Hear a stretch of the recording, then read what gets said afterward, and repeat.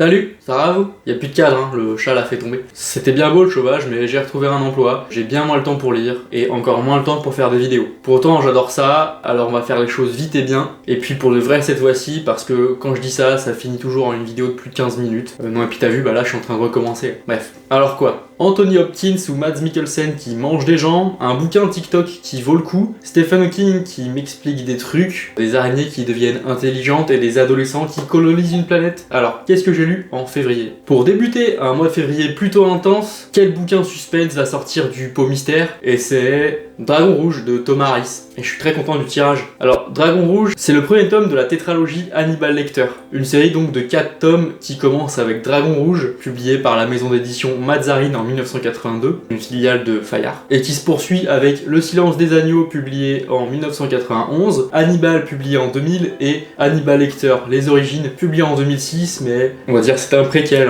qui se passe avant les événements de Dragon Rouge. Le gars est surtout connu pour ça, et à juste titre. S'il a remporté plusieurs prix littéraires avec ses bouquins, les lettres de noblesse de Thomas Harris sont venues avec les adaptations cinématographiques de ses récits. L'exceptionnel Le Silence des Agneaux, bien sûr, avec Anthony Hopkins en Hannibal Lecter et Jodie Foster. Pour en revenir au bouquin dont il est question aujourd'hui, Dragon Rouge a eu 2 adaptations. Une première par Michael Mann en 1986, qui a vraiment bidé, avec l'acteur Brian Cox, et une deuxième en 2002 avec Ralph Fiennes, par ailleurs. D'ailleurs, pour l'anecdote, c'était le bouquin, c'est la couverture du bouquin. Dans la biographie de ma version, voilà, c'est une biographie de Robert Harris. Robert Harris a été confondu avec Thomas Harris. Et c'est marrant parce que j'ai un bouquin de Robert Harris dans ma bibliothèque, Fatherland. Voilà, il y a eu confusion entre les deux auteurs. Ce qui est marrant, c'est que j'ai acheté le 2e tome, ça continue. Peut-être est-ce que je devrais envoyer un mail à Pocket pour établir la vérité. Mais alors, de quoi parle Dragon Rouge? Et bah Dragon Rouge, ça parle pas d'Hannibal Lecter.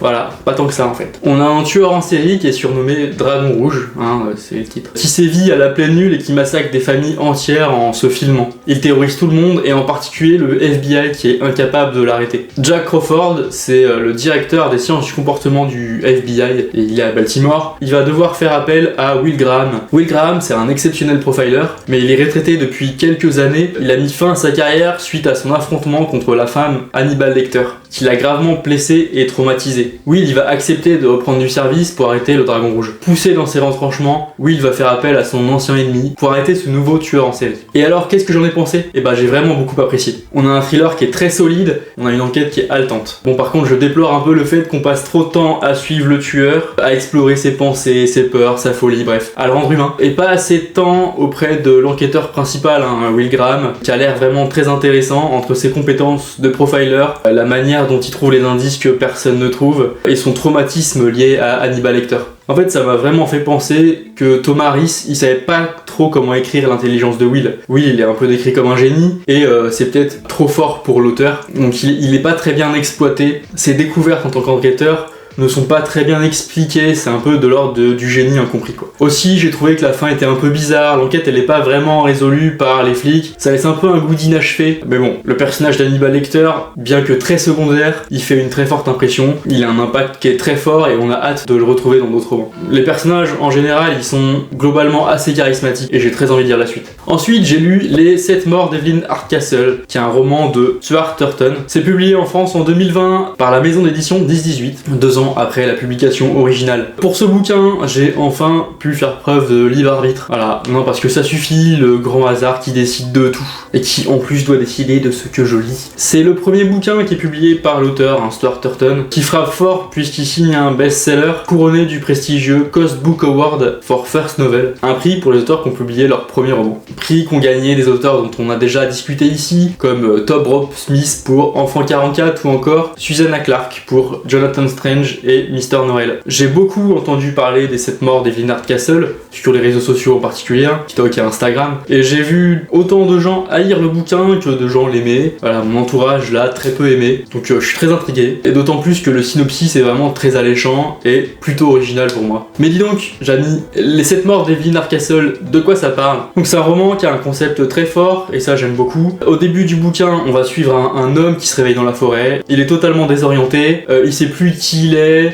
ni ce qu'il fait là, il ignore jusqu'à son nom. Au loin, il voit un manoir, et voilà, il s'y rend, et on lui informe qu'il est invité à une soirée. Voilà, on lui dit qui il est et ce qu'il fait. Il passe cette soirée-là, machin, et il va se coucher, il dort. Et lorsqu'il se réveille, il est le majordome, et il est le majordome qui vit la même journée, mais différent. Puis la nuit suivante, il est encore quelqu'un d'autre, voilà. Mais à chaque fois, ça va être la même journée. Et en fait, très vite, il va comprendre qu'il se réveille chaque matin dans un corps différent pour vivre la même journée lors de cette soirée. Il va comprendre qu'il doit résoudre le meurtre d'Evelyn Hardcastle. Et chaque soir, Evelyn, elle décède à 23h. Pour ça, il peut profiter de l'expérience de ses corps précédents et de ses existences précédentes, mais il a que 7 corps pour résoudre le meurtre d'Evelyn Hardcastle, donc 7 journées différentes, mais la même. Et passé ce délai, sa mémoire elle sera effacée et il devra reprendre l'enquête à zéro et s'enfoncer dans une boucle temporelle infinie. Mais alors, qu'est-ce que j'ai pensé des 7 morts d'Evelyn Hardcastle? Eh ben, j'ai adoré. C'est ma recommandation du mois de février. Bravo. J'ai trouvé le concept vraiment génial. Le récit il est bien exécuté. C'est très satisfaisant. En fait, j'avais un peu peur que ce concept fort finisse avec une triste exécution, tu vois, qui est que juste l'idée, mais que la narration ne suive pas. Et c'est pas du tout le cas.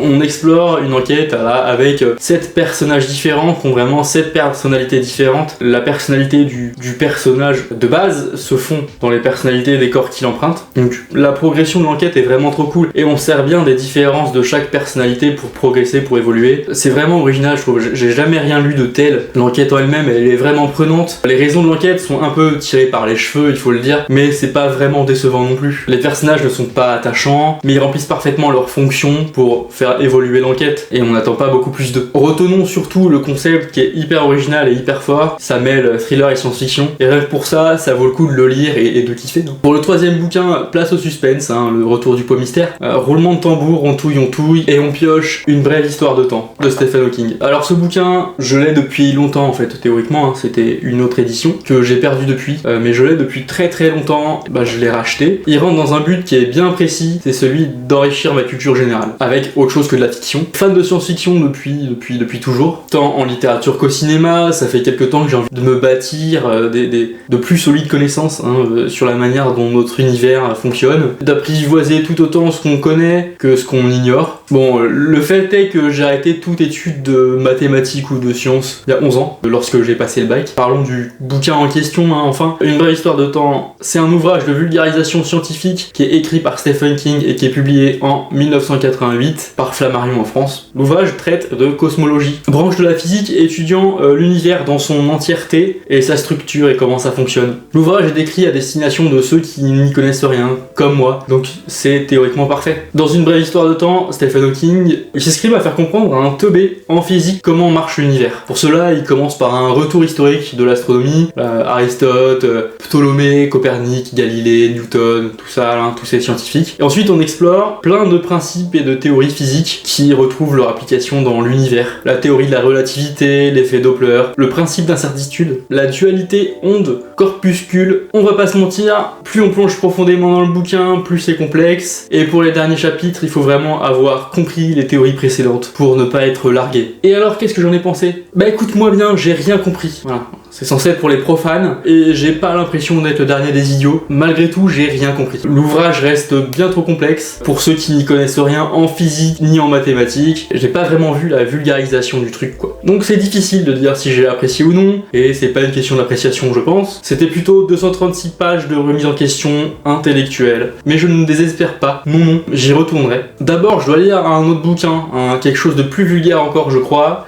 Et ça sera certainement ce bouquin, voilà. L'univers à portée de main de Christophe Galfard. Mais ce sera une fois que le pot mystère aura été clément avec moi. Et ensuite, je relirai Une brève histoire de temps, voir si ça rentre dans mon cerveau opaque. Là, on retourne autour du pot, ou je sais pas, là, on patiente, machin, la truc, on pioche. Dans la toile du temps, d'Adrian Tchaïkovski. Hop, il y a un lien avec le bouquin précédent, comme une seconde chance à saisir pour ne pas être si idiot. Bon, Adrian Tchaïkovski, c'est un écrivain qui est très productif, tant en science-fiction qu'en fantasy, qu'en horreur, voilà. Très versé dans la littérature de l'imaginaire. Pendant plus de 15 ans, temps, il a essayé de publier jusqu'en 2008 avec le roman Empire of Black and Gold, qui n'a pas été traduit en français, hein, voilà. Dans la toile du temps, c'est publié en 2015 et traduit en 2018 en France par la maison d'édition de Noël dans sa collection Lune d'encre. Et c'est un énorme succès de librairie, mon gars. Et pas que librairie, hein. Prix Arthur C. Clarke du meilleur roman de science-fiction en 2016, le prix British Science Fiction du meilleur roman en 2019, prix Hugo de la meilleure série 2023, 4,3 sur 5 sur Goodreads pour plus de 150 000 notes. J'ai l'impression d'avoir un roman plein de promesses dans les mains. Mais les remplit-il? Dans la toile du temps, de quoi ça parle en fait? Et ben on est dans un futur très lointain et ça fait un bon millénaire que la planète Terre et ses habitants ont disparu. Avant l'extinction, il y a un programme de colonisation des planètes lointaines qui avait été lancé. Pour assurer la survie de l'espèce humaine, deux procédés ont été utilisés. Le premier, c'est un espèce de nanovirus qui accélère l'évolution de l'espèce et donc qui est censé infecter des singes qui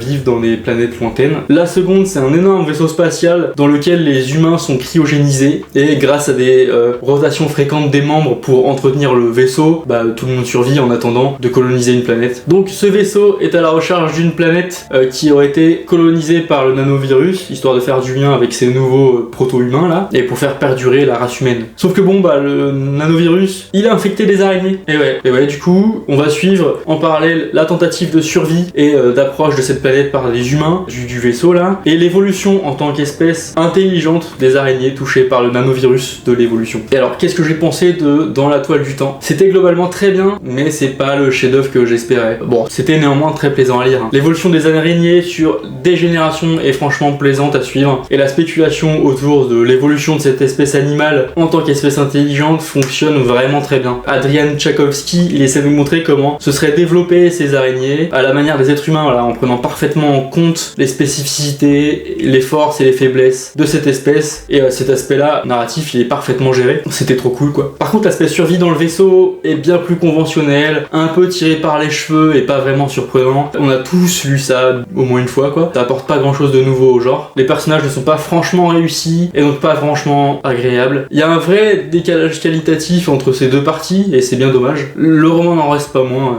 très cool. Pour conclure ce mois de février, j'ai lu Une colonie de l'auteur américain Hugh Howey. La publication américaine de ce bouquin date de 2010 et il faudra attendre 2020 pour l'avoir en France. Hugh, il est surtout connu comme l'auteur de la fantastique trilogie de science-fiction Silo, qu'il a auto-publié en premier lieu en version numérique, avant de signer un juteux contrat avec la maison d'édition américaine Simon & Schuster. Ce fut évidemment un énorme succès qui l'a fait connaître à l'international. Mais aux États-Unis, il avait déjà publié quelques romans, dont Une colonie. J'adore bien évidemment la trilogie Silo qui est pleine de suspense, de rebondissements et de personnages attachants, mais surtout un concept très solide. Hugh Howey, il est très attaché à la dystopie, c'est ce qu'est Silo, mais aussi Outre Dune, une autre saga de science-fiction où la planète Terre est envahie d'une couche de sable et donc c'est des générations après nous, ils explorent notre passé et machin. C'était très bien. Et aussi Une colonie, qui est du genre dystopique, le roman en question aujourd'hui. Mais alors qu'est-ce qui se passe dans ce roman au titre très peu accrocheur? Le titre original est bien meilleur, c'est Halfway Home, à mi-chemin de la maison, mais il y a aussi un rapport avec le sujet du bouquin, donc c'est pas mal, voilà. Mieux que Une colonie, très global, Une colonie c'est peu réussi, bref. Un groupe de 500 embryons qui sont élevés par une intelligence artificielle est envoyé à bord d'un vaisseau sur une planète à coloniser. Ils sont éduqués dans un cocon dans lequel ils sont formés inconsciemment à leur futur métier, pour un réveil prévu à 30 ans. Voilà, c'est à 30 ans qu'ils sont censés coloniser les planètes. C'est comme ça que ça fonctionne, une fois que c'est des humains totalement faits, matures et avec leur métier appris jusqu'au bout. Sauf que cette colonie-là en particulier, elle va se réveiller au bout de 15 ans de croissance. Lorsqu'une explosion retentit dans le vaisseau, la plupart de ces 500 colons meurent. Il en reste plus qu'une petite soixantaine qui sont pas finis, qui sont inadaptés et qui vont tenter malgré tout de survivre, d'organiser une colonie et de comprendre les raisons de leur non-vie presque mort sur cette planète. Et alors qu'est-ce que j'ai pensé d'une colonie?